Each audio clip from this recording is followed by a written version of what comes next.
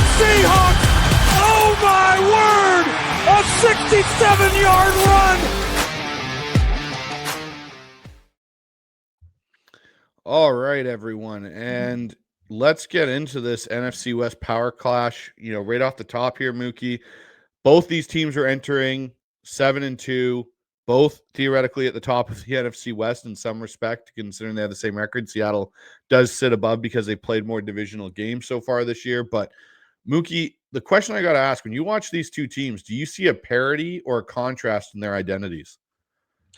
I think they're both very balanced offense in terms of how great they are on offense and defense. The one area where I think Seattle has a decided advantage is special teams, because the Rams have had an adventure with kicking. And Joshua Carty, I think, got the boot, or he's hurt or whatever, so they got a new kicker in there. And look, one of their two losses is directly related to special teams. They had 2 field goals blocked against Philadelphia, and without those, they would have beaten the defending Super Bowl champs in their building. They were up by a big margin, 26-7, and they collapsed after that, but they still should have been able to win, and they didn't. So special teams, I think, is where Seattle can separate themselves from the Rams. But with that said, I think the Rams' running game looks, to me, a little more cohesive than what the Seahawks have done on a week-to-week basis. I also give the edge to the Seahawks in terms of their secondary compared to the Rams, but the defensive line is the bread and butter for both teams. I mean, the Seahawks have got all this talent. Unfortunately, no Jaron Reed, but they still got on the edges. They got Mafe, Hall, Lawrence pretty much, and then Chenna. And then in the interior, you got absent Reed. You've got Byron Murphy and Leonard Williams. And then on the Rams side of the ball, you got to deal with Kobe Turner, who didn't practice today, so we'll keep an eye on that. Poona Ford, Jared Verse, Braden Fisk. I'm sure there's others I'm forgetting, but that's a pretty loaded defensive front. And they have annoyingly managed to replace Aaron Donald so quickly. So doesn't mean any of them is effective as Donald, but it means that their defensive line didn't immediately regress into something terrible. So this is about as evenly matched a game as I think you could possibly get. And that's why there's such high intrigue for this game, and why there's so much disappointment that it didn't get flexed into primetime or anything. But it's hard. You're not going to boot Detroit, Philadelphia out of Sunday Night Football. And the Monday Night Flex window hasn't opened yet to knock off the Cowboys Raiders. And the Cowboys would have to be like 0-2 winless to get flexed out of TV. It's very rare for them to get booted. So Sunday, 105, it's going to be a clash of the Titans. And the Rams have won the division last year. They were a wild card team 2 years ago. If Seattle wins, I don't know if it would be a changing of the guard per se, because it doesn't mean you win the division, but it could be sowing the seeds of a changing of the guard after what we're looking at 4 years without winning the division, which is the longest drought the Seahawks have ever had in the NFC West. Yeah, that's an interesting point you bring up there about, kind of even if they do win this game, it's maybe not a changing of the guard. And that's why for me, the parallel between this matchup with the Rams is so similar to that 2012 set of matchups we had with that 49ers team where we lost the first one, then we beat the crap out of them at home in that rain game where Cam Chancellor introduced himself to Vernon Davis and gave him nightmares for the rest of his life with those hits. But the 49ers still ended up going to the Super Bowl that year. It didn't completely change the guard until 2013, where Seattle was able to kind of, again, make that more of a statement for them and more of a we're here now and we're not going anywhere. And this is now our division. And, the thing I look at too, Mookie, with this is you talk about those defensive lines and their impacts. I think the thing for Seattle in this game is how do you keep Sam Darnold clean and don't abandon your run game, even if your pass is working. And what I mean for that is, I don't want to see Seattle just because the pass game's working go into this drop back, kind of what they did against the 49ers in some respects, and get a little too pass happy. Like, stay consistent with it because your boot and play action. And I know you brought it up on the syndicate last night was that's going to be the team that does play action better than the other is probably going to be one of the team that ends up winning this game. And so just to give it some context, like you look how evenly matched these teams are. Seattle ranks number 2 right now in total DVOA. The Rams rank 4th. Like, it's not like there's this giant discrepancy between these two teams. They are so evenly matched. Seattle, since their bye, they've outscored their team 74-17 since the bye week, which is pretty impressive in some respects. Obviously, I give that a little bit with the Cardinals game. But the Rams, on the flip side of that, 5.8 yards per play is 5th. Seattle's defense is only allowing 4.7 yards per play, which is 4th. Like, to your point, this is so evenly matched, which I don't think we can really say in the last decade or maybe less, maybe 7 years. I'll go 7 years with that. A matchup with an NFC West team so evenly throughout offense, defense, and then to your point, the edge is in something I don't think we all accounted for, special teams. Yeah, and just to clarify, the total DVOA, the Seahawks are number 1, the Rams are number 2, but offensively, Seattle's 2nd and the Rams are 4th. So the special teams delineation is important because Seattle is 2nd and the Rams are 23rd. And they have had issues, like I said earlier, with field goal and extra point kicking. And it hasn't bitten them on a weekly basis, but it did bite them enough to lose one game and kind of lose the 49ers game because they missed an extra point in a game that they went to overtime in. And without that missed PAT, they might have been able to win that game. And they missed a field goal too. So both of their losses, missed kicks mattered a lot. So from the standpoint of the evenness of this game, yeah, I'd agree. It's been a long time since you could say that the Seahawks were this good of a team facing another very good NFC West team. And what I mean by that is, so on Syndicate last night, I said this is like the biggest regular season game maybe since the Seahawks 49ers game, week 17, 2019. And one thing to note was that Seahawks defense was pretty bad. And certainly against the run, they were awful. And Seattle never had the lead in the game. That would have been like daylight robbery if they had managed to win that game, and they were a yard away from doing it. They looked thoroughly outclassed for most of that game, and they were able to just Seahawk their way into making it close. And the Rams game in 2020, another big game that decided the NFC West, and they're able to win it. Kind of the same story. The offense was great. Defense was not so great. It got better toward the end of the season, but they were also playing really poor teams, so it kind of inflated them a bit. So in this instance, this is the best we've seen the Seahawks this late in the season. I mean, week 11, and they're top of the charts in DVOA. That used to be Pete Carroll's mantra, calling card, I guess you could say. 2012 to 2015, they were the 4-time DVOA champs. And Seattle hasn't even come close to that since then. And the Rams, they barely made the playoffs last year. I mean, we got to be honest with them, with ourselves, that the Rams snuck in, and they were 10-7. I believe with a negative point differential, they won all these close games. Well, this year they are clearly better, undeniably better. They had some close shaves, and they weren't all that impressive the first few weeks of the season, but they hammered Jacksonville, they hammered San Francisco to get some revenge on them, and they who did they play before the 49ers? Was it cannot remember who it was. Oh, I'm trying to think myself. Yeah. I've literally forgotten who they played before the 49ers game. Yeah, because they played Baltimore, but that was before the bye week. So, but yes, the Rams have just been the Saints. They played the Saints and hammered them too. That's right. Yeah. That was Tyler Shuck's debut. So again, They hammered those teams. They're hammering the teams they're supposed to hammer.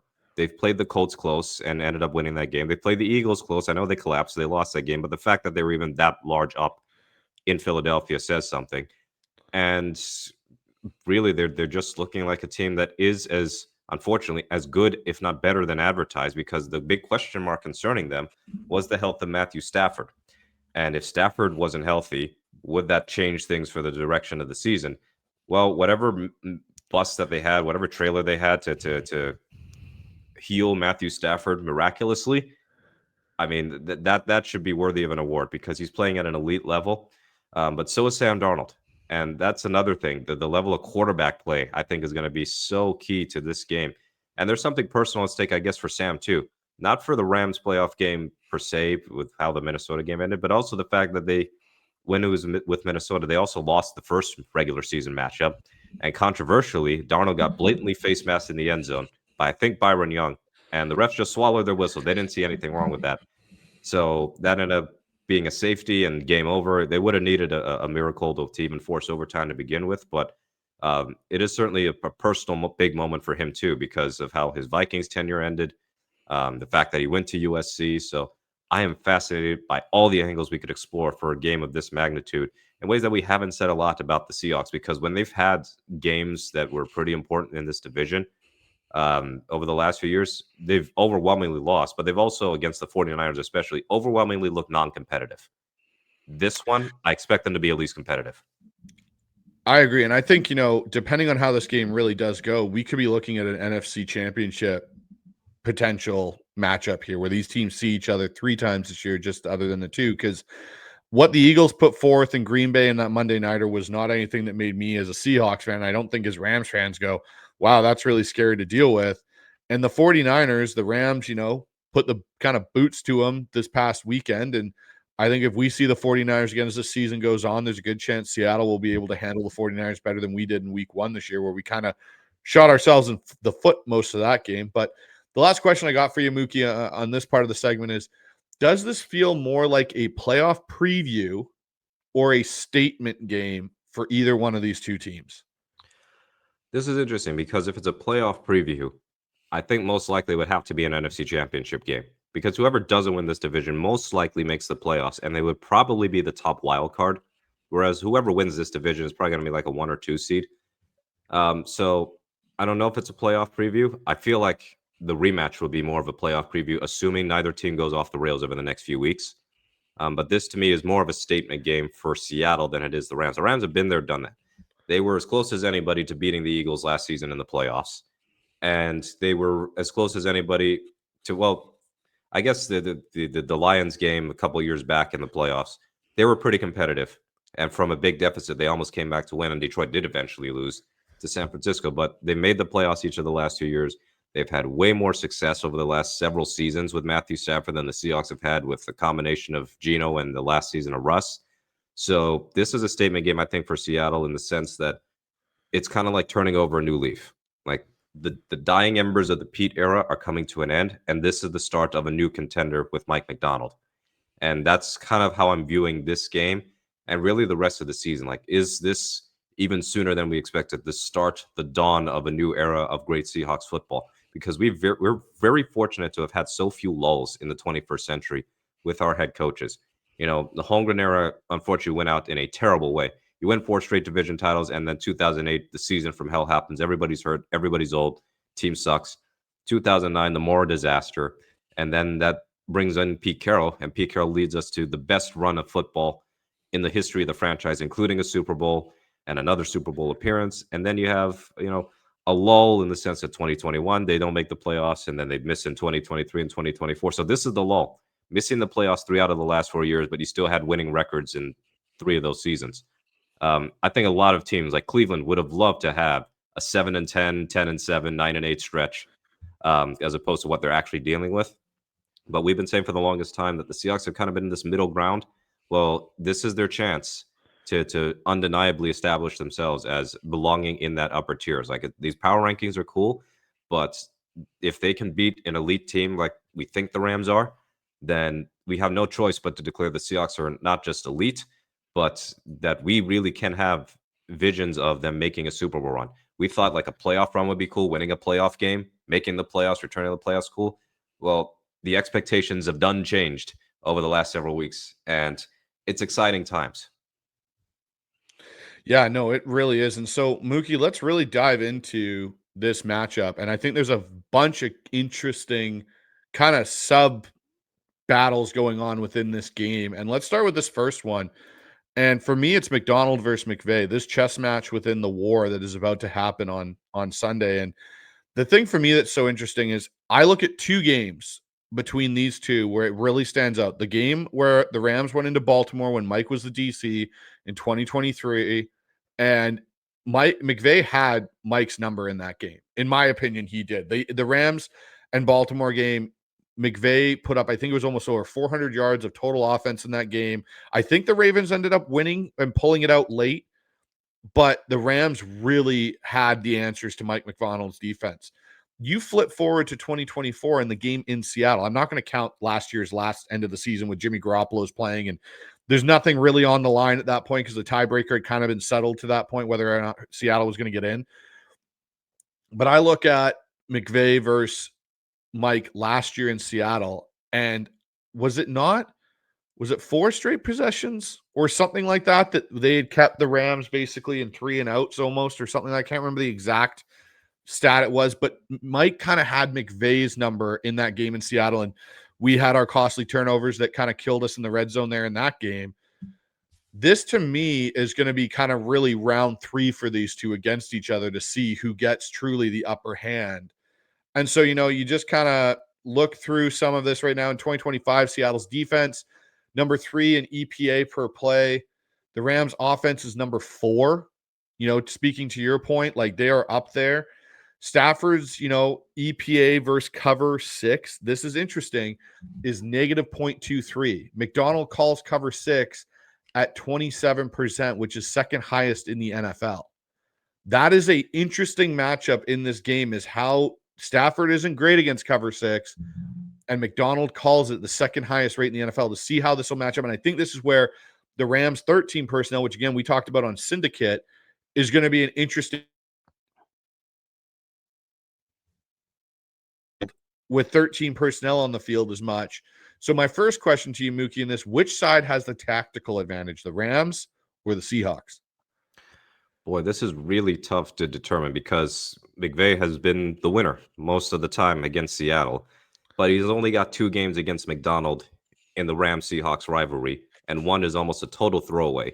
And even if we wanted to count it, I got to say the Seahawks defense, considering they started a lot of their first teamers, did not play particularly well in that game. No. So in this scenario, there's a whole lot at stake in terms of the division and everything, but also when you look at who's healthy, who's available.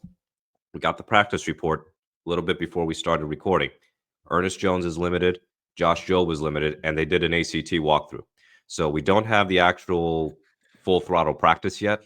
So encouraging that at least Jobe is practicing, because he didn't at all last week. But having as many healthy bodies as available is so huge for Seattle, because without them, like if Jobe doesn't play, and especially if Ernest Jones doesn't play, I think Jones is much more of a key than Josh Jobe, because oh my God, we don't have Josh Jobe. Okay, here's Reek Woolen as his replacement. Yeah. But I feel like without that health, that McVay would probably have the tactical edge, especially because he would be more likely to exploit some of the backups on this team. That would mean guys like Ty Okada and Drake Thomas and Tyrese Knight have done such a very good job deputizing for their respective starters, but playing Houston's offense and playing the Commanders offense and the Cardinals offense, it's not quite rookie mode, but it is not exactly a huge slate of powerhouses.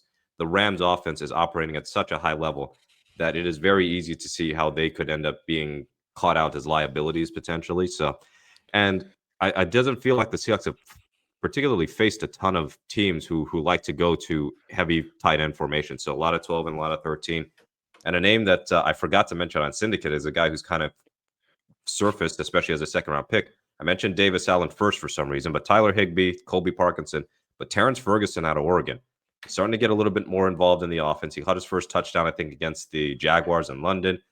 pretty sure he had a couple of moments against the 49ers. So I think that McVay is just such a master tactician. That's Macdonald is going to have his one hand tied behind his back, given who is healthy and who isn't healthy.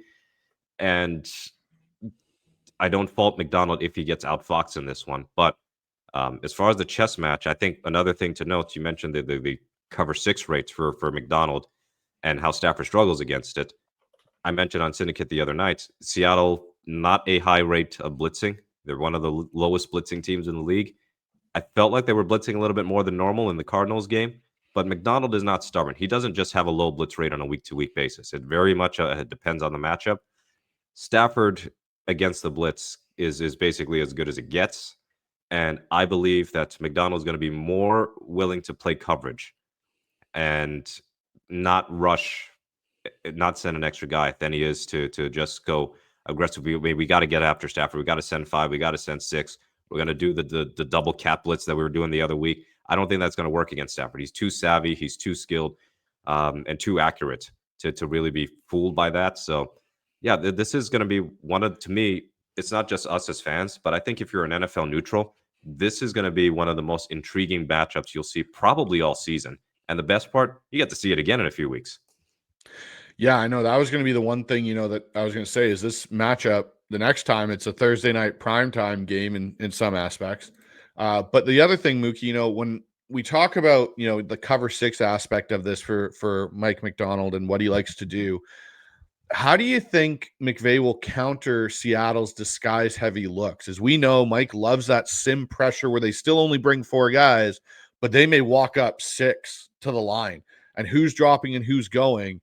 How do you think McVay is going to counter that? Is it going to be through the run game? Is it going to be some screens? Like, how do you think he's going to try and take advantage of those? You took the words right out of my mouth. The screen passes, the quick little throws to Puka Nacua, because that was a thing that has gotten so many teams, not just Seattle, over the years, where Stafford is willing to hang on to the ball for a bit and wait for a big developing play down the field. But they're just as likely, whether it was Goff before him or Stafford right now, to just quick pass you, a wide receiver screen. Nacua just scored on one against San Francisco last week. And depending on the health of Devontae Adams, you got 2 viable options there. Not having Tutu Atwell, I think, is a benefit to Seattle because he has hurt Seattle many times over. And there is a speed element to his game that the other top receivers on the Rams do not have. But I can see a lot of quick passing. I can see a lot of underneath stuff. A lot of underneath stuff with yards after catch because McVay has just killed Seattle with that over the years. I think the Seahawks, from my recollection, did a good job of stymieing that last year. But new games, some new faces, because not everybody who played last year is on this year's team, and applies to both. But I think that they're not going to really challenge the Seahawks too deep. I don't think they're going to be willing to be aggressive with explosive plays, 40 yards down the field, even though Stafford is very much a guy who can be a gunslinger. So I expect a lot of screens. I expect a lot of slants, really test the corners in their short area quickness and what they can do against the, to me, the best set of receivers that the Seahawks have played all season.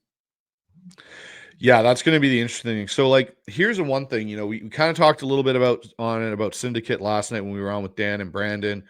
And one of the things Brandon brought up that I thought was really key is Stafford will give you opportunities. And it's really interesting because we have CMDR Carney, who is a Rams fan and in the chat and having a great time in there, it looks like, with the rest of the people on the Hawkseye chat there. But he says Stafford's picks happen when he turns his back for play action and the defense drops into coverage. That is something that I think will be very key, because my next question, it kind of ties in perfectly to it, is will Macdonald be able to bait Stafford, do you think, into a couple of those situations where he's throwing into what he thinks is a certain look, but it ends up being something else, and we have an opportunity to get a turnover? Because I do think turnovers will be key in this game more so than any other.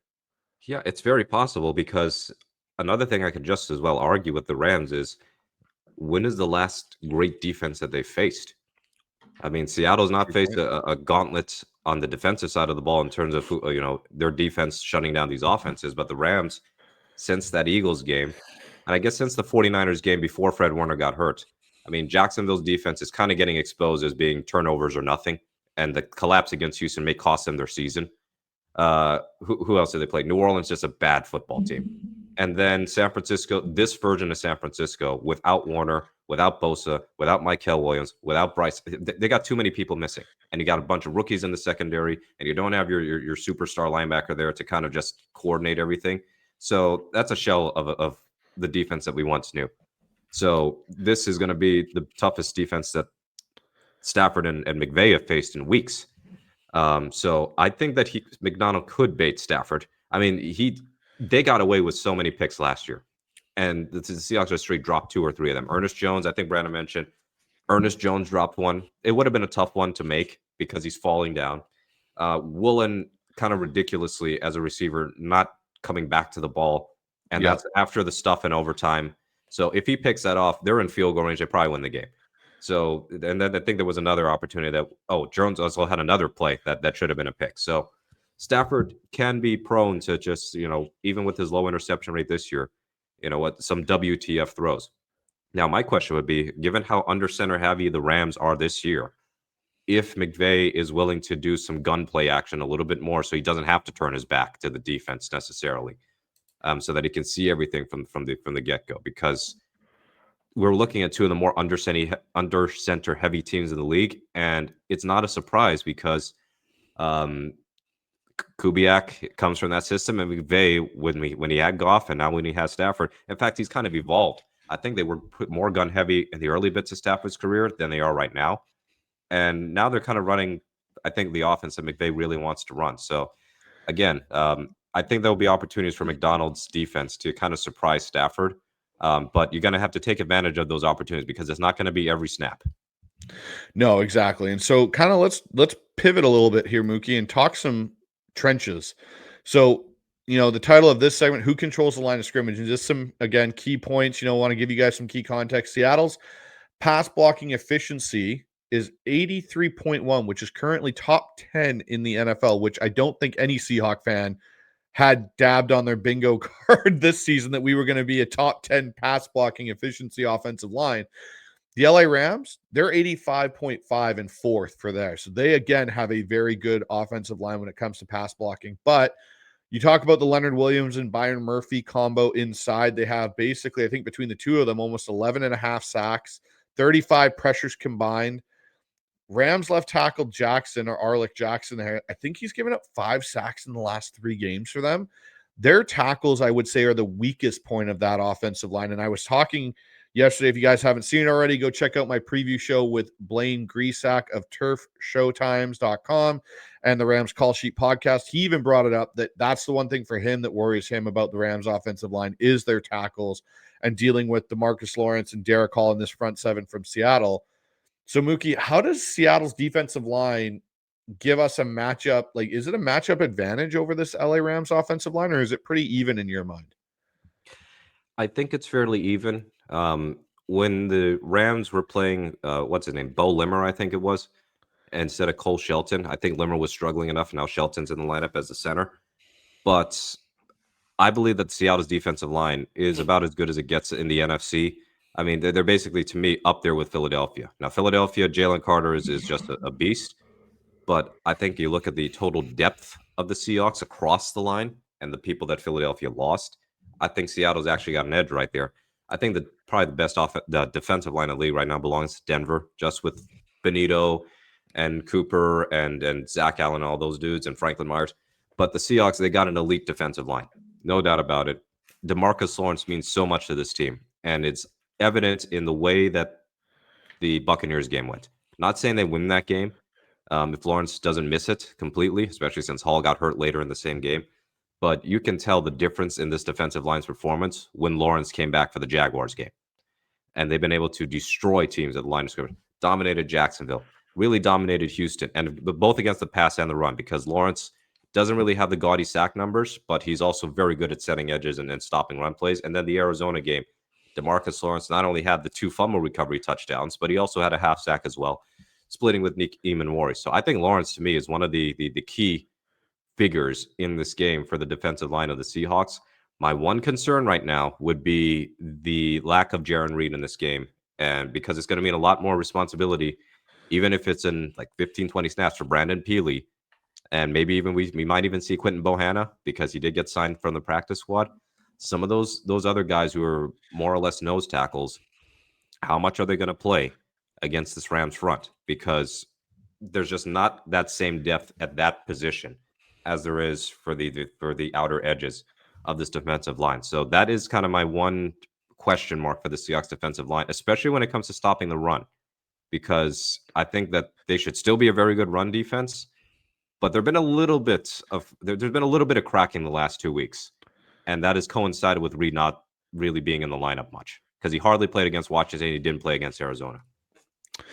Yeah, no, the Reed injury will be, I think, more impactful in some respects for Seattle in that run game and how they stop this LA Rams run attack. But, you know, I agree with you that I think Denver may have some of the best pass rushers right now in the NFL, but as a unit, as a whole, in rotation right now, I think Seattle is almost at that same level with Denver. So the one question I want to also ask you here, Mookie, we're getting in the O-line and talking about it. We obviously saw some PFF grades come out for the midseason review, and Gray's Able was so far at the bottom. I thought it was Anthony Bradford's number that, everyone's talking about, but for me, I don't get it considering how well Gray's Able has looked to me on tape this year and getting better each week as a lineman. So how far would you say Gray's Able from when we saw him in the preseason to where he is now, just past the midseason point? How far has he come as a pass protector in your eyes? Well, he's given up one sack. I think that's it all season. He's barely given up any pressures. I think his run blocking has been inconsistent. But as a rookie, I don't care about that PFF grade. How often have you watched that game? Have you watched these Seahawks games and thought, man, Gray Zabel is really killing the Seahawks offensive line by not getting off, not being able to block his guy, not being able to climb to the second level? No, that hasn't really been a thing. I think it was the 2 tackles were ended up being the highest graded, which Cross, I think, was number 1, and that's no shock. I think it's very accurate. And then Lucas second. And I think Lucas has actually gotten better as the season has progressed because those first couple of weeks might have been just getting his legs underneath him because of just the way that his body transformed in the offseason. But no doubt the interior is the weak spot, but I would have thought the weak spots would be Bradford and Sundell. I'm wondering if Bradford's last 2 weeks have kind of inflated his grade a bit, but PFF has been consistently down on Zabel all season. So I don't know what they're seeing versus what's the fans are seeing, what film people are seeing that have no stake in the game in terms of grading through PFF. But there's a clear disconnect there. I don't think that Zabel is going to be some all-pro guy or anything this year. He's not far from it. But I think he has played more than well enough to look like an NFL starter. And given the long development, typically the longer development timeline of offensive linemen, I think it's huge that the Seahawks have got a guy who really, truly can plug and play and be a competent starting guard. I mean, how often have we seen basically Cross and Lucas were kind of that in 2022, and Damian Lewis had his ups and downs, and I think he should have stayed at right guard. But how often have we seen over the years a Seahawks offensive lineman get drafted, get thrown to the fire, and look like they have never blocked anybody in their life? Totally different with Gray Zabel. So I think that Zabel has got that potential to still reach, but I think he's been very good relative to other rookies or just adjusting for the fact that he is a rookie. I couldn't agree more with you. I think they've truly found a left guard to pair with Charles Cross, who we are almost certain will get a contract extension at some point, which means you have 3 of your main offensive linemen because of Lucas's extension all locked up that are all still young players, all below 30.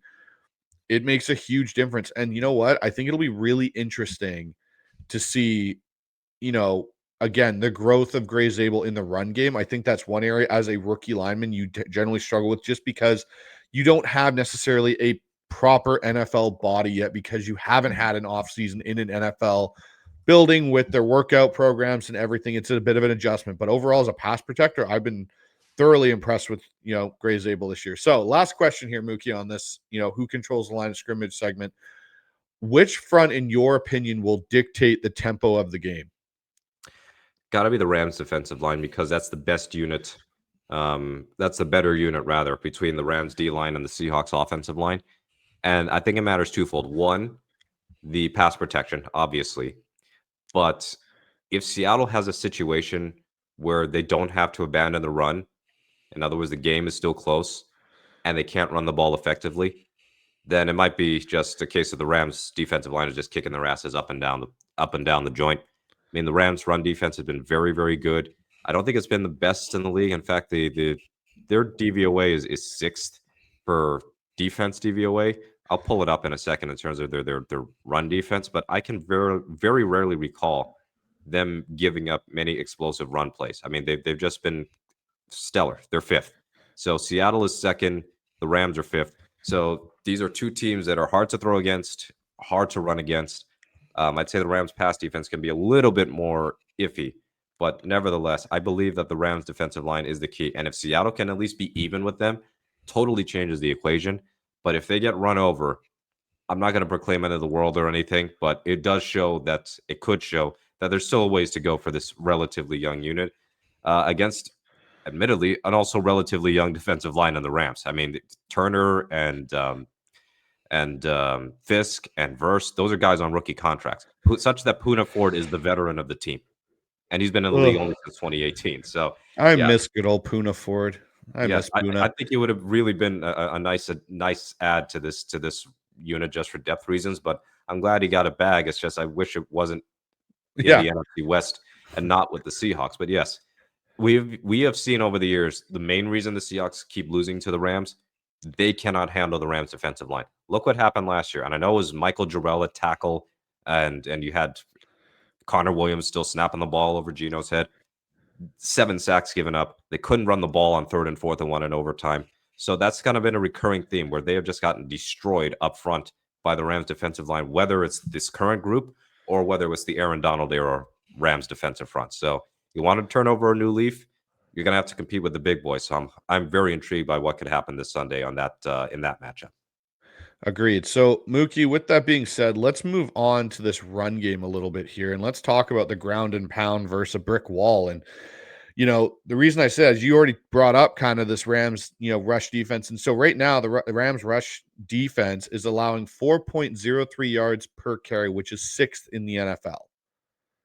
That leads again to your point about this run defense. Seattle, on the other hand, in the last 2 weeks, so since coming off of this bye, playing the Commanders and so on, they've basically had a 4.61 yards per carry, which puts them 5th in the NFL since the bye week for them, and also a 51% success rate in the last 2 weeks, which, again, Seattle's run game has kind of been hit and miss all year. We've seen the consistency of sticking with it. We just haven't necessarily seen the results we want to see. You talk one thing I'll give in this rate. Kenneth Walker so far has 33 missed tackles forced, which puts him at number 2 in the NFL. So, Mookie, the first question I got for you in this one is, what does Seattle need from Walker and Charbonnet to stay on schedule this game? For them not to get behind the line of scrimmage, because that missed tackle stat is cool, but I really would appreciate if some of those missed tackles were 10 yards down the field and not at the line of scrimmage or behind it. I think with Walker, we're seeing some explosive runs. He's got a pretty high explosive run rate, but I would like to see him finally break a 40, 50-yard run because it might take just huge explosives to compete with this Rams team. With Charbonnet as well, just staying the course. I hope that Kubiak does not continue to give him the type of outside zone work that just hasn't really been clicking with him because I don't think he's got the explosiveness or the speed to deal with less than stellar blocking. I am interested, and I see it in the comments section rather. It's actually my second question. Yes, how much was this George Holani inclusion in the offense last week? Just managing Kenneth Walker's carries because Greg Bell has told us the story, or told you the story. I wasn't part of that call. Told you the story that Walker's been dealing with his ankle thing since last year. So they want to kind of in-game load manage him. So Holani getting 7 carries, many of them were not garbage time carries. If they're kind of just adding a new wrinkle to this run game, and he could be kind of another option for them. But I think they're going to have to get a little bit more creative with their running game than just using Walker and Charbonnet and using the toss plays, using the inside and outside zones. I think that they're going to have to diversify in the sense that they might need to give the Rams a taste of their own medicine. Jet sweeps with JSN or Torrey Horton if he plays. Rashid Shaheed, we saw get a couple of carries. One where he was lined up as a tailback, and another one was an end around that I think gained 10 yards. So both of his carries got 10 yards each. So I think part of why they added Shaheed, and we've discussed this before, is to provide another element to the run game that is kind of non-traditional. Heck, he wears number 22 for crying out loud. They don't let wide receivers wear the number 20 anything since like Ahmad Rashad back in the day. So I'm very curious to see what Kubiak has up his sleeve as far as this rushing attack, because I guarantee you they're not going to be able to run the ball on the Rams as easily as they did in that second half against Arizona. So really, they just have to not be stubborn with certain things that haven't been working, and also try and find new wrinkles, and kind of have the Rams guessing a bit. So that's why I think that the use of motion, even just a fake motion, whether it's an orbit motion or a traditional jet with one of your receivers, I think can at least produce enough eye candy to make the Rams think or hesitate just a second.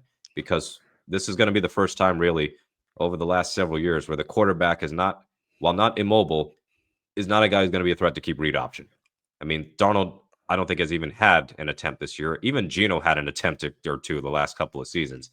So this one is going to be heavily down to the running backs and maybe the wide receivers, to penetrate that brick wall, so to speak. So my second question here, which is kind of an interesting one, Mookie, because I've got some stats up here to kind of just give to the viewers here. So my question to you will be, will Seattle lean into their wide zone base, that what we have talked about since the offseason? This is what Kubiak was bringing. Or are they going to get into more of a gap power inside zone attack to go after this Rams, defensive front? And what's really interesting is if you look at Seattle over the span of the 9 games so far this season, their percentage between outside zone to inside zone run plays is almost even now. They run inside zone at almost a 20% click, and they run outside zone at a 27.2% click.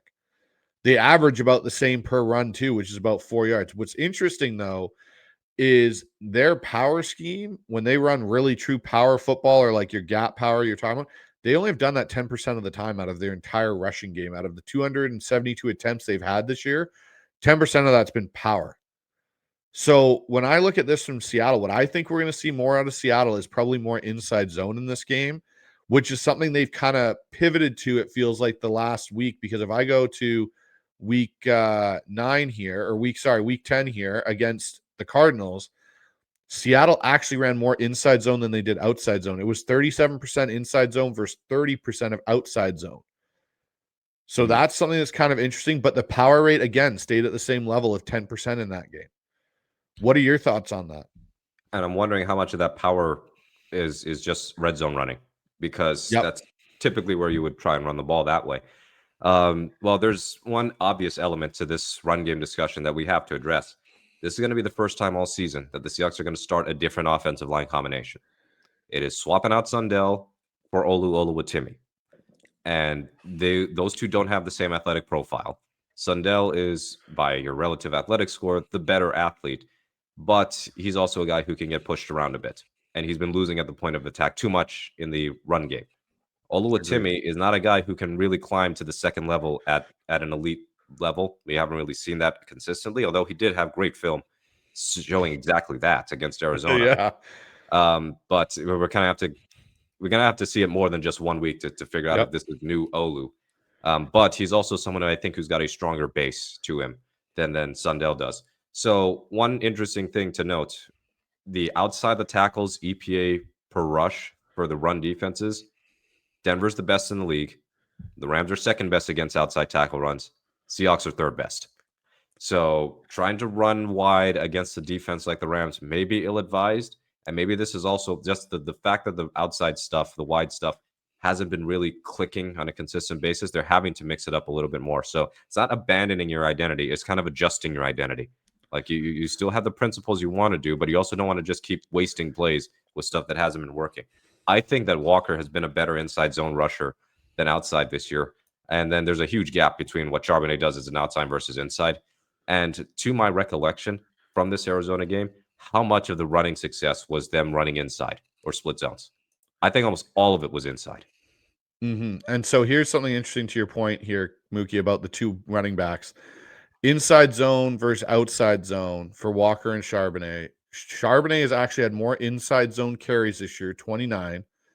And so that's 30% of his carries so far have been in that, inside zone.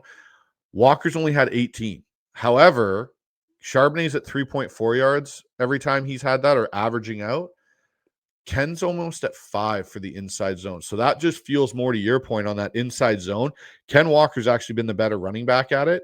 And same with outside zone. Ken Walker, 5.5 on his attempts on the outside zone. Charbonnet at 3.6. Now, where this flips drastically, I'll say this flips, is to your point in power. Charbonnet is the better power running back. He has a 5 or 4.8, so almost 5 per power run attempt yardage. Ken is down at 2 for pure power runs. And that's just, but yet Ken has more power attempts percentage wise at 13 to Charbonnet's 8.5. So it kind of, to your point, leads to that split zone. That inside zone play could be a massive one in this game. And, the one thing I'll bring up here, and I can see in our comments, the Olu conversation. And we were just talking about a little bit, Mookie, you brought it up.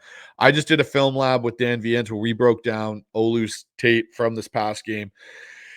Again, to your point, we'll have to see him do it for a second week in a row. But the one thing I'll say, if you go back and watch Olu at Michigan with Jim Harbaugh, they ran some zone concepts there in that offense when he was there, and he can get to. He doesn't get there with elite speed. Like Sundell, by far, better athlete. Hands down, better athlete. What Olu does, though, is Olu is much better at anticipating where guys are going to go. And I think that's the one thing that gets missed about it. If you look at some of the best zone centers, they're not all elite athletes. What they generally are is they understand the defensive front and the flow of that defense to the certain run they are going to, and they are much better at cutting off at the second level. And that's something Olu did really well. And the other thing I'll say Olu did really well, and this leads to your stout point and how much stronger he is, I think, than Sundell.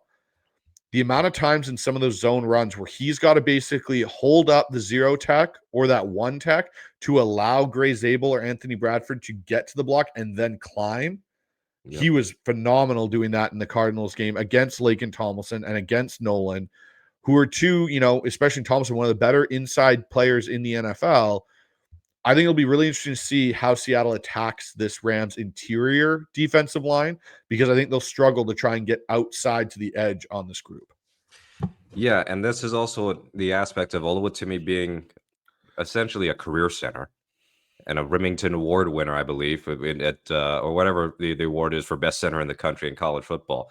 And continuing into the NFL versus Sundell, who is a jack of all trades, but a master really of none, because he was a tackle at times at South Dakota State, I believe. Or it was in North Dakota State. Yeah, North Dakota State. So he was a tackle in college. He's also a guy who can play guard. He is a center right now. But Olu Timmy is your true center. And of course, it bears repeating, if he didn't get hurt, it's possible he would have won the starting job anyway. It's just that Sundell was playing well in camp and performing well in camp and playing well in preseason, that it was justified to give him the starting job. But remember that Macdonald never fully, truly, publicly committed to Sundell as a starting center. He says, for now. So it was kind of experimental. There wasn't a reason totally to bench him. He wasn't being ruinously bad, but he wasn't being great. So now it's flipped. Isn't it something that now, after Olu may have been Wally Pipp for the starting job at the beginning of the season, he could end up doing a revert. He could do a double Wally Pipp, a right back at you, a boomerang Wally Pipp to start the rest of the season, because Sundell might be on IR for all we know by the end of this week. At least for the next few games, Olu Timmy, this is kind of an audition for him to stake that claim that he should be the starting center. And there's actually Pip Wally in the comments, just to reverse it. There's more incentive for Olu Timmy to really take advantage of this opportunity, because next year's a contract year for him. So, if he can end this season on a positive note, it gives Seattle something to think about heading into next year. Well, and the interesting thing, with the Sundell situation is, I know a lot of people are saying that, if you listen to the quick snippets that have come out from Mike's press conferences, this is something you and me talked about, Mookie, was if you read between Mike and his expressions in that conference, he does make a comment about when someone said, is it season ending? And he basically said, we're not sure right now. It went from, no, it's not, to halfway through that questioning period to, he kind of said almost under his breath, we're not sure right now. When you looked at Sundell on the sideline, for me at least, when I saw the quick shot of him, when Ernest Jones hurt his knee, he's bouncing around doing things. There's no ice pack wrap to it. Sundell had ice on that immediately, wrapped a big thick bag of it. And that usually means you're trying to keep swelling down so you can at least get an image. They may not have a good image yet of what's actually done to his knee. And that's where I think you're kind of that IR in consideration on. There may be a chance Sundell does not play another snap this year because for, again, a lineman in a zone scheme to have any sort of knee issue can be problematic. So it'll be really interesting to see. And the one thing for me that's concerning is if we were to lose Olu, who do you turn to? Because I hope it's not Christian Haynes or Bryce Cable. The one name I think that we'll all of a sudden start hearing about in Seattle, and then maybe a roster move potentially after this week, is Shane Lemieux because he's on practice squad IR. And as far as Corbin Smith said on his show on Locked On, it's the same principle rules as IR normally is, and you basically have to get him off practice squad IR. You would have to take a player off of your practice squad to add him back to it to elevate him and get him in those situations. So that's a name to keep an eye out for Seahawks fans. But the last question we got here, Mookie, in this segment here is we got to move along a little bit is outside of turnovers and protecting the football, do you think this matchup in the running game is going to be one of the more important phases of the entire game? For either running team, Yes. like stopping the run, and Yeah. I think that is going to be a key for this game because we kind of expect. I still expect Sam Darnold and JSN to be clicking, and that the passing game should be good. May not be as great as it's been all season because you're playing in such a fearsome defense. But the running game has to be at least somewhat reliable because the Seahawks have been very fortunate, and a lot of this is their own doing in a positive way, that they have trailed the fewest number of snaps all season. And their largest deficit of the season is 13 points, 13-0 against Tampa Bay. And they're able to claw back into that game, win, and take the lead. And of course, they lost it late. But that also meant that they didn't have to abandon the run. And they actually ran it pretty well against Tampa Bay. They just didn't have a lot of plays. So if there's such a case arises that the Rams jump out to a double-digit lead, you better have something in your arsenal with your run game, or else these pass rushers are going to tee off if they know, all right, you can't run the ball. Probably not going to do play action as much. It's going to be straight drop back. And that's where Seattle may have some difficulties. True pass set, straight drop back stuff may not work as well against the Rams defense as we think. And then on the flip side, as long as the Rams, Kyron Williams and Blake Corum are kept to let's say 4 yards a carry, I'm pretty content with that. I think that the Seahawks run defense has done such a great job of pursuit. Very rarely are you seeing them over pursue, miss tackles in the backfield. They're not turning short gains into big gains. And Kyron Williams, if nothing else, is capable of making something out of nothing. He just has a tendency to fumble. So, yeah, I believe that the run game is going to matter quite a bit in this matchup. Another test for Seattle's run defense, which at this rate is going to be one of the best in Seahawks history, and a test of the Seahawks rushing attack and just not being hemmed into a one-dimensional game against the Rams, because I don't think you really want to do that. As great as the passing game has been, they have been in very few situations where it's obvious they have to pass the ball. So let's just talk about this pass game quickly, and I think it's a pretty interesting one. So we got the air raid, as I call it, with JSN and Puka, the two different kinds of dominance. And so just some key data for this. JSN since week 5 is 2.7 yards route run, 4th in the NFL. Puka Nacua has over, 29% of the target share currently on that Rams team. So, you talk about two guys that are basically the focal points of their passing offense. And that's with the Rams having Devontae Adams on that team.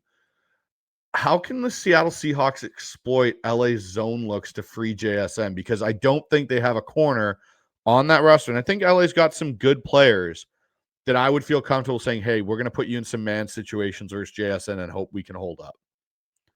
I would say their corners are the weaker link of the defense. They've actually upgraded a linebacker a bit. Nate Landman has been a good find for the Rams because McVay over the years has just had a odd history of starting like practice squad caliber linebackers, and it has burned them in the past. But in the secondary, I don't think Emmanuel Force can do anything to JSN.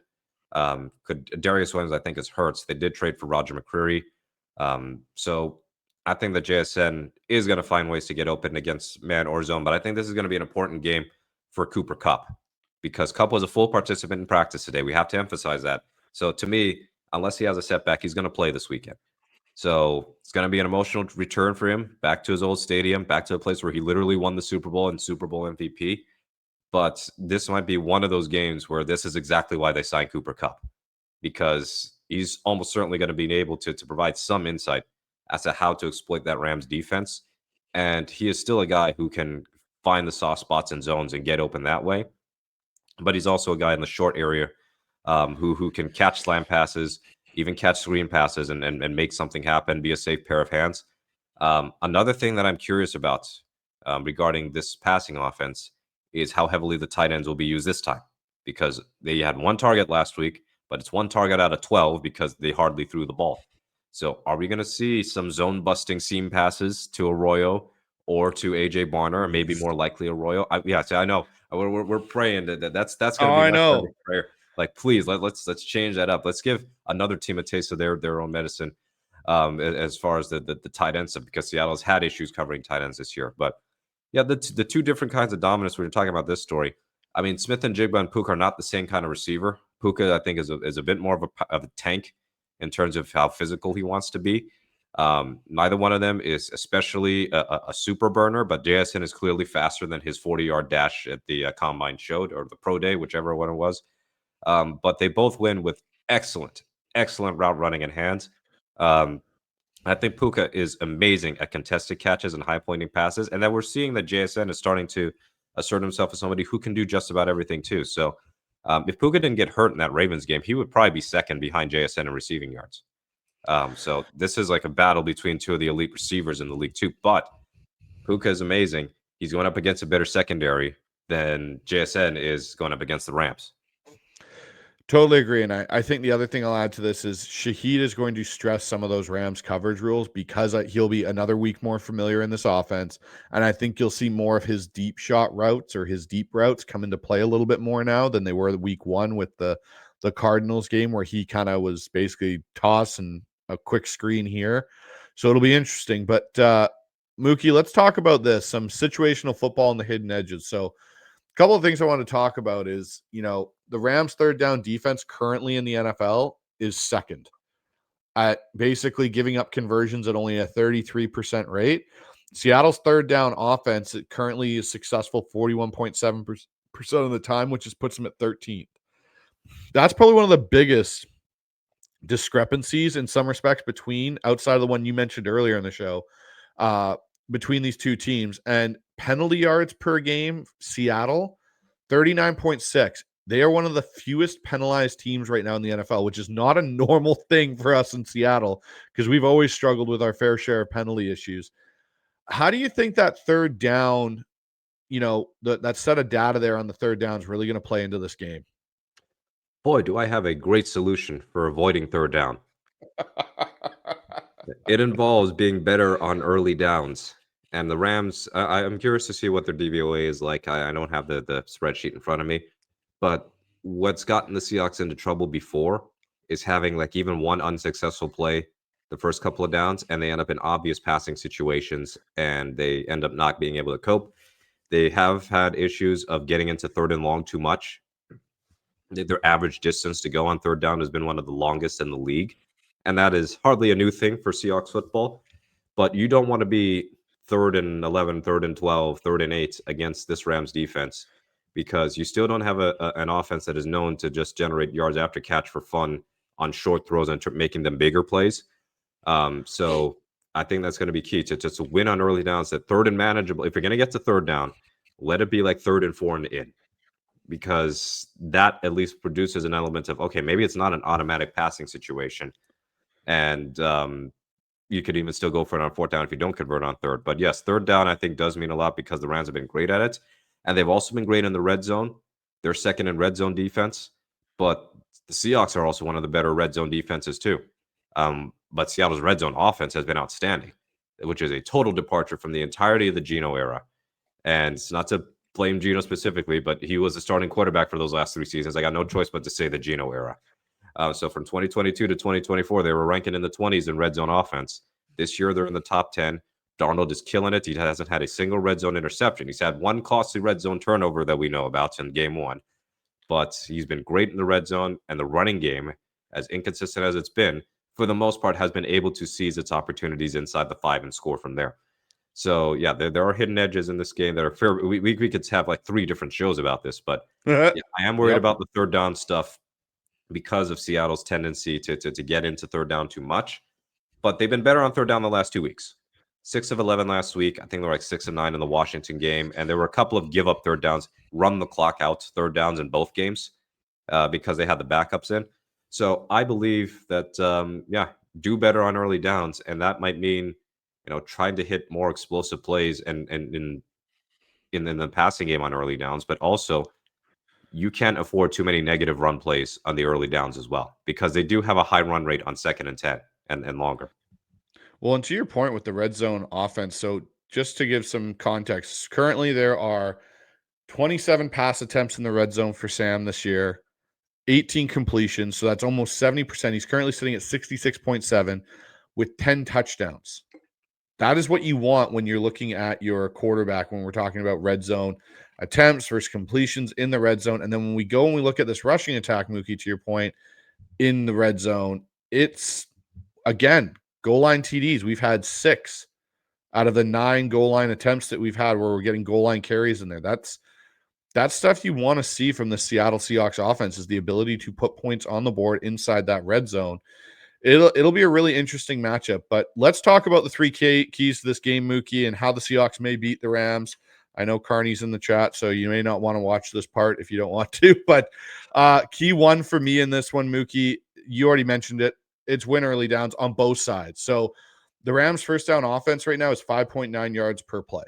You got to slow that down. Seahawks early down EPA defense is top 4 right now in the NFL. So again, this is another tight matchup to see who's going to kind of give way. Stafford's EPA plummets to negative 0.21 on 3rd and long. So in my case, if Seattle wins early downs, does that drag McVay out of his ideal rhythm? Yeah, that's going to be key. And you mentioned the 3rd and long stuff. Seattle is a very good third down defense too. They're 12th, not amazing, but good enough. And keep in mind, last year they were a great third down defense, but they were not good on 1st and 2nd down. So they are much better on early downs. And then 3rd down is actually where they dip a little bit. So yeah, that's going to be massive, because getting McVay off script. McVay tends to be as forward thinking and as innovative as he historically has been. When he's behind the sticks and it's like 1st and 20, how often do you see him just call it a series? Like he does that more than people want to admit. He has a little Mike Holmgren, just time to run Matt Strong, third and 12 bit in him. He just wants to be cautious, and it's maybe a turnover avoidance thing. But I think that you have to force the Rams into 3rd and long situations to stand a chance of slowing them down. And, the other reason I think 3rd and long is going to be more of a problem for them is the absence of Tutu Atwell. They don't really have that same field stretcher to pull some of that safety coverage out and push it really vertically deep to allow Puka and Devontae Adams to work in between the hashes there on those deep dig routes that Matthew Stafford throws so well. So key number 2 for me, and we kind of talked about it earlier, this running game for Seattle needs to be efficient, not flashy. And the reason I say that is Seahawks rushing success rate since week 8 has been up at 51%. They're getting better. And that's the last 2 weeks. It's getting better. The Rams run stop win rate is top 10 in the NFL. That is a brick wall meeting an immovable object kind of situation. You are going to have to find a way to find some success there. And that's why the key term in this, Mookie, is be efficient. Doesn't have to be flashy. We don't need a bunch of explosive runs. Just keep turning out the yards and being inefficient that way. This is probably the game, in my opinion, Mookie, where 4-yard runs are going to matter more than the explosive ones, and consistency. Yeah, to not assuming those 4-yard runs are like in 1st and 10 and not 2nd and 18. So yeah, if they can have successful run plays that are the bare minimum of success. So for example, a 4-yard run on 1st and 10 would be, by most advanced metrics, considered a successful play. I will take that. Not saying that they need to have 50, 60 yards. It's just I'd like to see that happen, because I think the explosive play battle will be another key to this game. But the efficiency, as you mentioned, look at that Arizona drive where they ran the ball exclusively for 11 plays and killed 7 minutes off the clock. Are they going to do that against the Rams? Almost certainly not. But the concept of what you saw on an 11-play, 79-yard drive was, I think they had the big run with Charbonnet on the first play of the series. I think it was 30 yards. Yep. After that, they were just chipping away. It was death by 1,000 paper cuts. And that's the kind of punishing run game that we haven't seen really on a consistent basis, really since the beast mode days. And that was during a time when Russ was also a great, legitimate rushing threat. So this is more of a traditional run game that you're dealing with, and nothing is more satisfying to me. excuse me, and having an offensive line and having an offense that can beat up the opposing defense by running the ball at will, even if they know that they're going to be running it. So yeah, I want efficient out of this one because I don't expect I don't expect 200 yards again. I can deal with like 120 on 28 attempts, for example. Yeah. And so for key three for me, and this is the big one, protect Sam Darnold at all costs in this game. You want to exploit those matchups on the secondary. We got to keep Sam clean. We've been doing a good job, but to your point earlier, Mookie, this is probably going to be the toughest D-line test, maybe outside of that Houston Texans front that Seattle will have faced all year. Seattle, again, their pass block efficiency is top 8 in the NFL. The Rams' pressure rate on third and medium is 36%.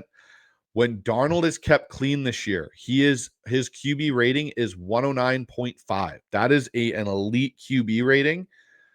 What's the one pressure look that you think could disrupt Seattle the most, Mookie?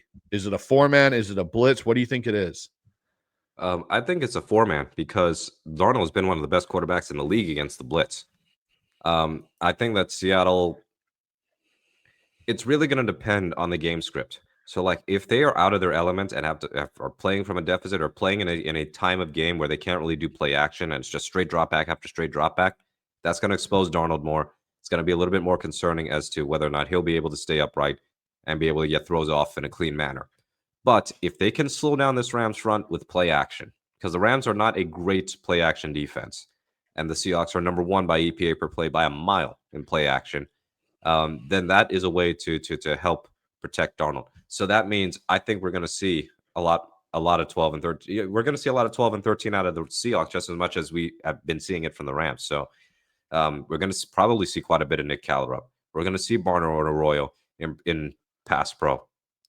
Out of the I formation, we may even get some 21, a heavy dose of 21 personnel with Robbie Oots in there. So ideally, I'm curious to see what the Seahawks offense looks like with 11 personnel and 4 receivers, which means everybody's one-on-one on the offensive line. And the reason why I say that is how will opposing defenses deal with Kupp, Horton, JSN, and Shaheed all at once? You could send 3 burners down the field and Kupp could be open underneath, or send a couple of them down the field and you got JSN and Kupp at 2 different levels. So I would like to see that. I doubt I see that this week. So I think this is going to be big for Kubiak and John Benton to just continue what they've been doing, which is go under those bigger formations and rely on your 12 and 13 personnel to get you through. Because even though Kupp is likely to play, given he's a full participant, don't know yet about Torrey Horton, and Rashid Shaheed only just got here.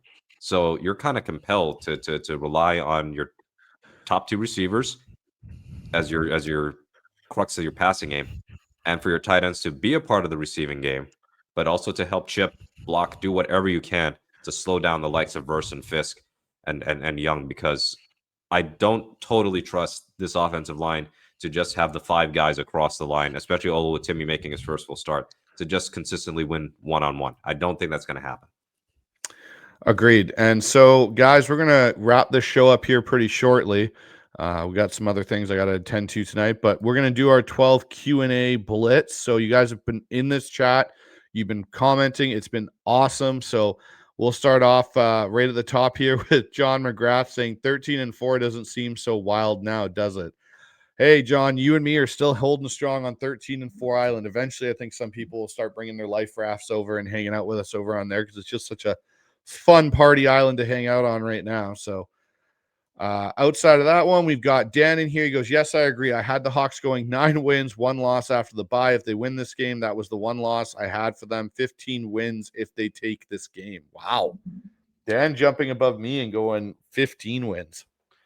Yeah, 15-2, which means that there might be something on the line for week 18, because ideally at 14-2, they'd be resting players and they'd lock the 1 seed up. But if the Eagles get by Detroit, I mean, their schedule, I think, is favorable enough for them that other than maybe Buffalo and I guess the Chargers, they would be favored to win the bulk of the rest of their games too. So I mean, just because Seattle could beat the Rams this weekend doesn't mean that they're home and dry as far as the 1 seed, because Detroit's right there, and Philadelphia, as ugly as they've been playing, they're also right there too, and they have a tiebreaker on Seattle by conference record. We've got I'd rather be flying an X-Wing. Any rumblings of Stafford and McVay retiring after the season? I really hope Stafford decides he's done while he's got a body left. You know what? It's going to be really interesting. If Stafford finishes this year strong, and I think there's a chance it could be another 2-year run here with Stafford as the Rams quarterback. They still may pivot and use one of their draft picks next year to draft a QB. I don't know if they like anyone in this class yet, but I don't think McVay is going anywhere just yet. I still think after that one little hiccup he had where he was kind of contemplating retirement, I think McVay has found a way to, invigorate himself into staying around and doing this for a little bit more. Because you got to remember, he's still one of the youngest coaches in the NFL, head coaches, and I don't think that's going to change anytime soon. Please retire, Sean. Like, Stafford will eventually retire because at best he's got maybe 1 or 2 years left. But Yeah. Sean, please leave. You got your ring. You've been to another Super Bowl. Like live the life. Replace Terry Bradshaw on Fox or something. You'd be a great analyst, I'm sure. Carney came in earlier. He goes, Rams fans, great content. We sign in new kickers and long snapper. Okay, well, that'll make things interesting. Like you said, Mookie, with having the special teams be that much of a factor potentially on Sunday.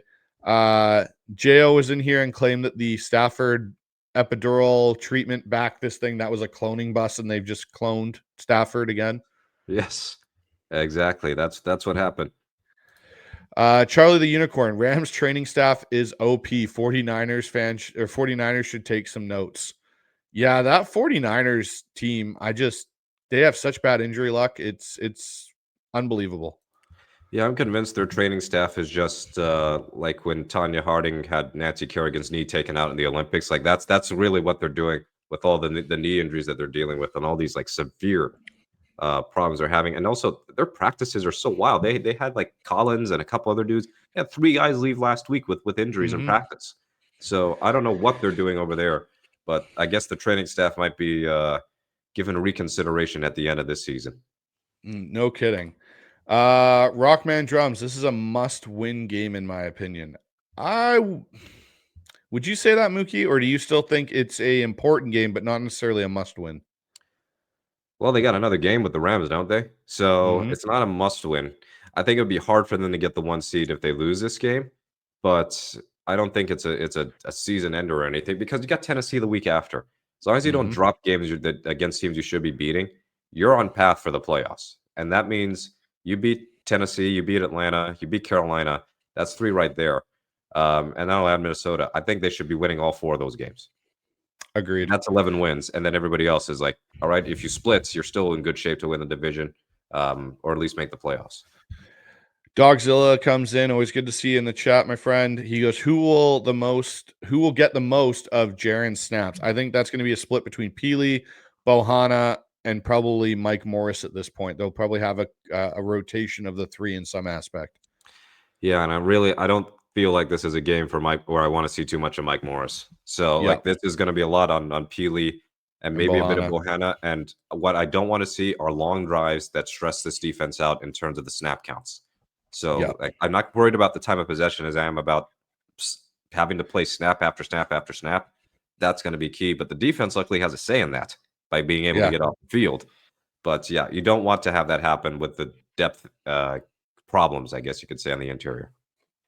Charlie the Unicorn comes in with Paul Allen saved the Seahawks in the 21st century. I agree. Yeah, 100%. Paul buying the team and everything he did and what he did to, we had this kind of discussion on Syndicate last night between me and Brandon.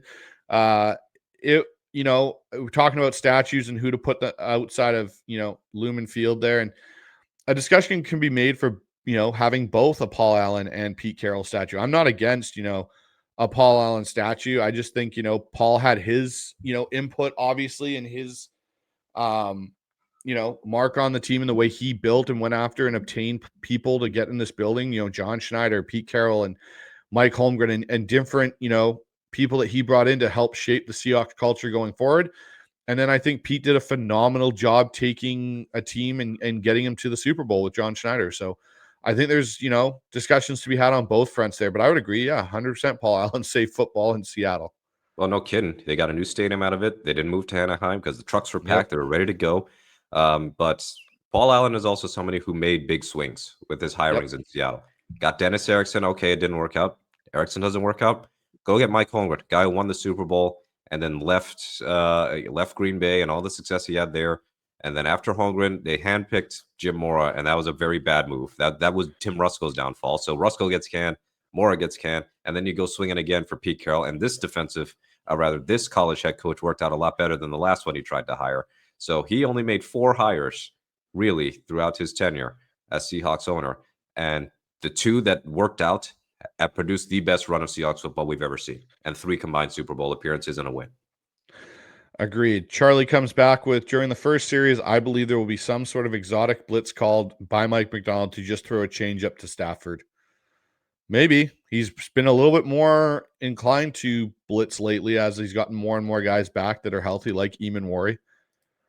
Yeah, this could be a big game, I think, for not just the linebackers, but also to see if Nick Eamon gets picked on, because he's had ups and downs in coverage, especially covering tight ends. So I think this is going to be a curious test of how he's going to do against this tight end heavy offense that the Rams like to run. But yeah, there could be some wrinkles in there. I wonder how much they're going to blitz Spoon as opposed to keeping him in coverage, because it's going to be, you don't want to draw resources away from dealing with Adams and Nacua. I mean, Adams did get dinged up in that Niners game, so we'll see if he even plays this weekend. I think Carney mentioned somewhere in the chat that he didn't practice, but it's expected he'll play. So Amy Holmes is in the chat, one of our moderators. Always appreciate what you do, Amy. She goes, that said, we could get up big, then turnovers don't matter. This is true. I just don't think, unfortunately, that'll be the game for this. I think this game's going to be very close. I actually think it'll be a lower scoring game than most people do. So it will be interesting on that front.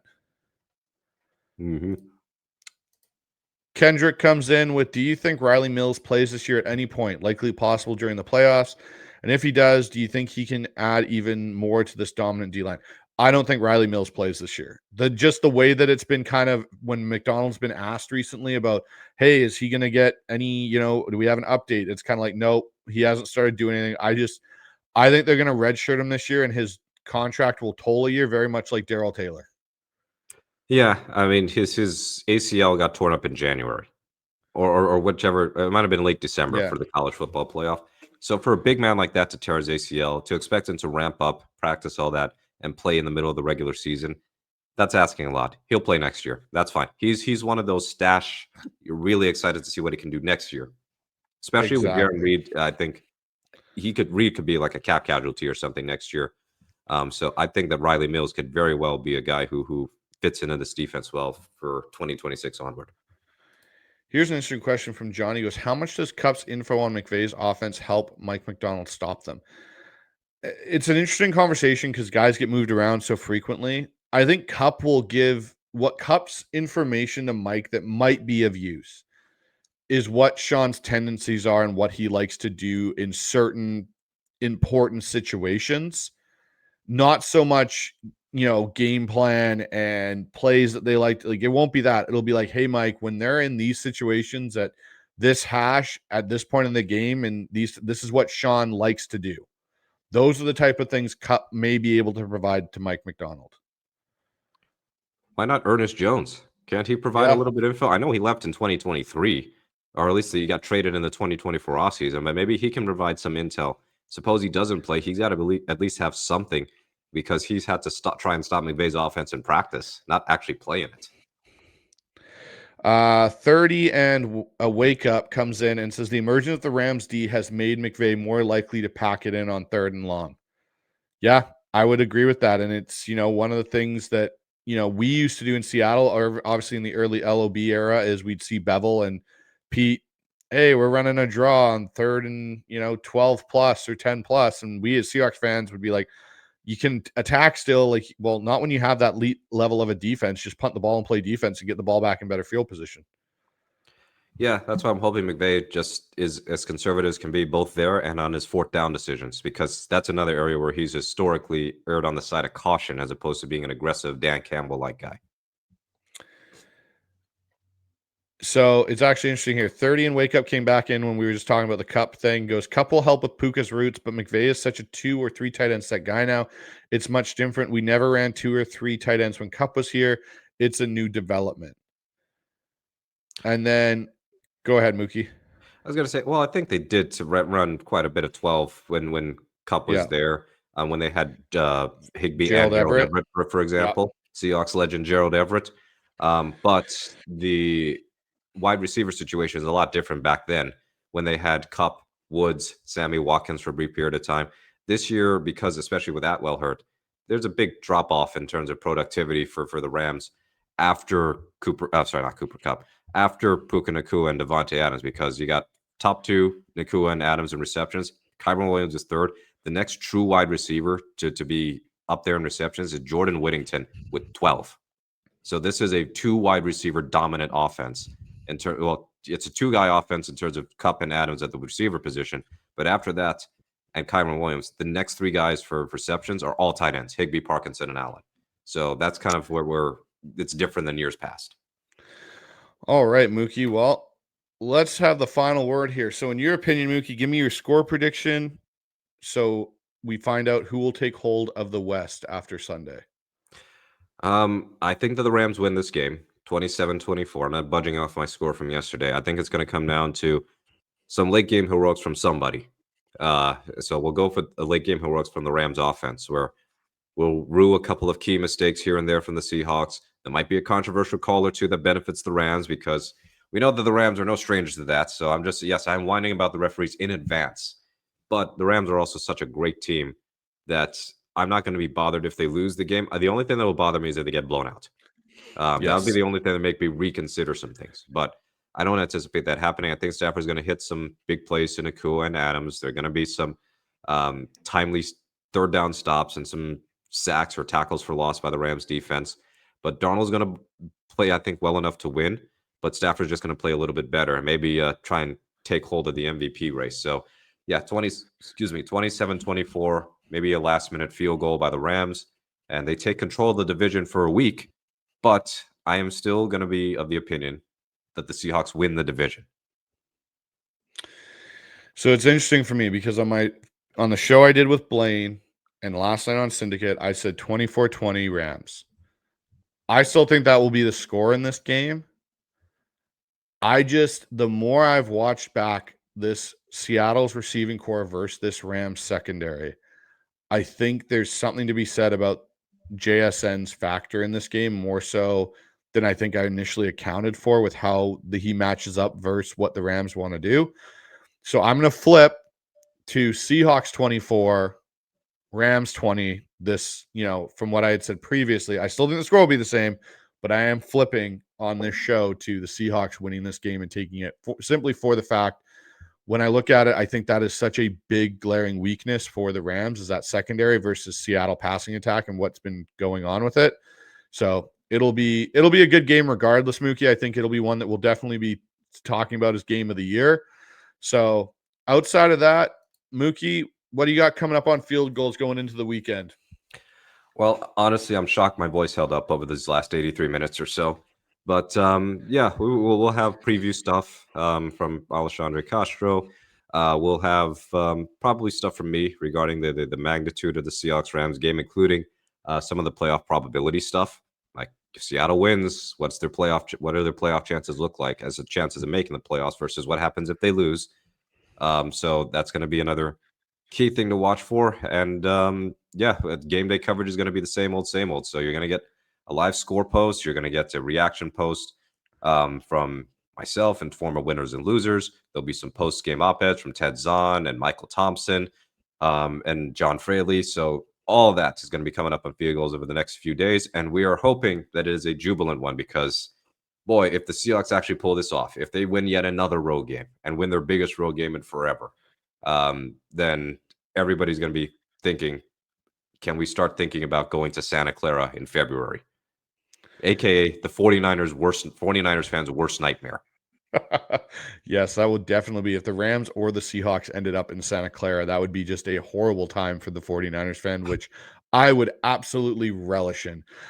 So over here on the Hawks side, I've got a upcoming guest appearance on the East Coast Rams pod, which I'll be doing tomorrow night at 6 o'clock. So if you guys want to tune into that, I believe it's live. So there should be a link for you guys to check that out if you're following the page.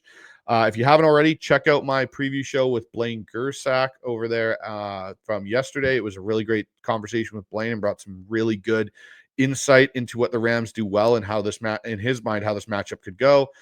And then because I put a poll out last week and I got such good feedback, I will do an instant reaction show solo following the Rams Seahawks game on Sunday. And then we'll be back with Seahawks Aftermath next week with Michael Thompson. I know this week we missed it due to me being under the weather, but that will be coming back next week. So we'll hopefully have a jubilant, as Mookie put it, Seahawks Aftermath show and post-game reaction show following this game. But either way, as always, if you haven't already, like up, subscribe to the channel, click the notification button, follow it over on Spotify under the Hawks Eye. You can follow me on Twitter at the Seahawks Eye. And with that being said, Mookie, as always, stay loud, be proud, and go Hawks. Go Hawks.